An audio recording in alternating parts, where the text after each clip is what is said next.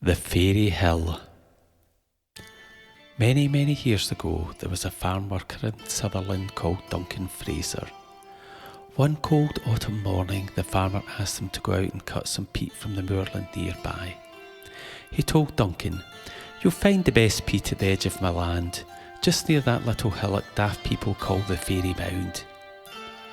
Keen to get on with the job, Duncan set off straight away.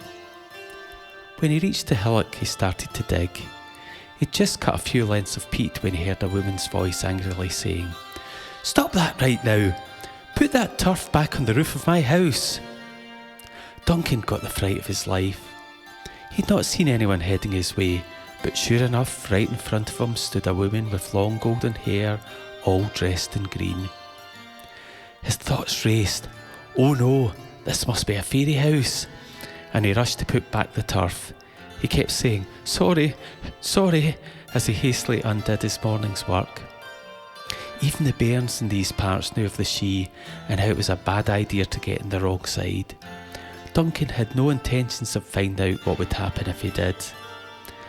When he replaced the last section of peat, he turned to apologise again, but found the woman had vanished as though she was never there. Duncan was pretty spooked by what had happened, so he ran back to the farm as quick as his legs would carry him. When he got there, he told the farmer about the fairy woman and pleaded with him to let him go to another part of the moor to get the peat. The farmer laughed at Duncan's tale. "Imagine a big man like you being frightened by fairies. Come on, you know there's no such thing. Are you a bairn or a man?" The farmer was determined to get the best peat, so he ordered Duncan to go back straight away. Despite being scared, Duncan needed the work, so he did as he was told. When he got back to the fairy mound, he could feel himself tremble with fear and thought to himself, "Oh, get a grip of yourself, man." He looked around for signs of the fair folk, but no one else was in sight. Duncan began to dig. He jumped out of his skin when he heard some crows cawing nearby. Quack, quack. But nothing happened, and he realised it was just a couple of daft birds looking for dinner as the dirt became exposed. As Duncan got into the rhythm of digging and stacking the turf, he started to relax. "What an idiot I've been," he thought. "There's no such thing as fairies." He gathered the peat and returned to the farm happy that he'd done a good day's work. Time passed quickly, and one season ran into another until autumn came again. One evening, a year to the day he'd collected the peat, Duncan left the farm carrying a pail of milk home for his wife. He had to go by the fairy mound on his way to his cottage. It'd been such a hard day's work on the farm that just as Duncan reached the hill, he realised he needed a wee rest. He put down the pail of milk, stretched out in the cool grass and thought to himself, "I'll just lie here for a few minutes and then I'll be on my way again." No sooner had he lain his head in the grass than he fell fast asleep. When Duncan woke, the moon was high in the sky and the air was filled with singing and laughter. Startled, he looked up and saw a circle of fairies dancing around him, all dressed in green. They took Duncan's hands and gently pulled him into the dance. He soon found himself laughing and dancing with them. There was a bounce in his step that he'd not felt since he was a young man. The dance went on all through the night. Suddenly, a cock crowed in the distance.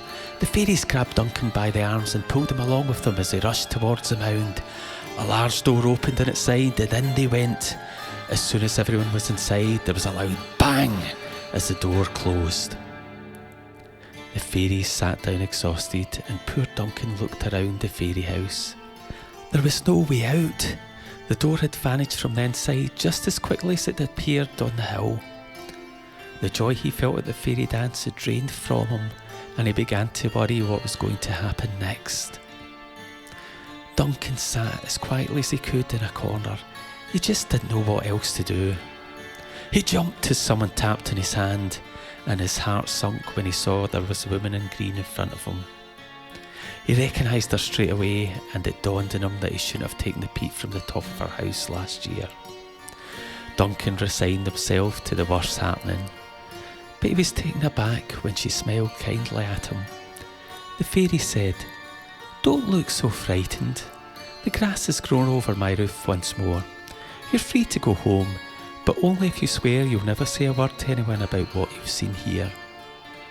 Worry dissolved, and Duncan gladly swore an oath of silence. He was allowed to leave the mound and quickly found his pail of milk just outside where he'd left it. He took to his heels and ran home as fast as he could. He couldn't stop thinking about how worried sick his wife would be as he'd been out all night. When Duncan reached his cottage, he got the shock of his life. His children were now all grown and looked at him as though he were a stranger. His wife stared at him in fear, as though he were a ghost. "It's me, it's Duncan," he cried in despair. "I'm so sorry." It took more than a while, but Duncan eventually managed to convince his wife that he was her Duncan. She was really happy that he was alive, but also so angry with him for deserting her all those years ago. Duncan now knew that even though it felt like he'd only spent a short time with the fairies, he'd actually been away with them for 7 long years. His punishment for not heeding the words of the woman in green.